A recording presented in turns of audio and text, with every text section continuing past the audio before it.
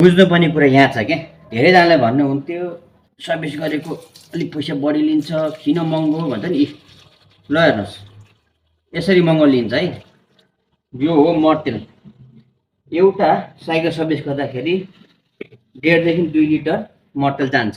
1 litre mortal रिटेलमा गएर हामीले बुझ्दाखेरि 180 रुपियाँ लिन्छ है। अब यसरी साफ गर्नु पर्यो, हात कालो हुन्छ, यसलाई फेरि पुस्नु पर्यो टालोमा उता खर्च हुन्छ। त्यसपछि ग्रिज हाल्नु पर्यो हैन, टुल्स खिन्छ, कसकास गर्नु पर्यो, खोल्नु पर्यो हैन। त्यसपछि साइकल धुनु पर्यो, फेरि पछि फेर्नु पर्यो, एडजस्ट गर्ने कुराहरू एडजस्ट गर्नु पर्यो है।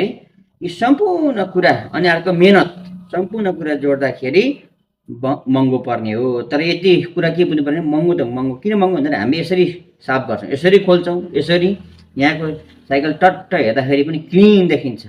यो फोहोरहरू, यो रस्टहरूले गर्दाखेरि नि तपाईँहरूको साइकल चाहिँ चाँडै बिग्रिने हो, स्मुथ नहुने हो। त्यसको लागि टाइममा चाहिँ सर्भिस गरिराख्नुपर्छ है। ल, यदि राम्रो सर्भिस गर्न चाहनुहुन्छ भने यहाँहरूलाई चाम्लिङ साइकलमा स्वागत छ। हाम्रो लोकेसन लेक साइड खहरे स्ट्रिट नम्बर 21 पोखरामा अवस्थित छ।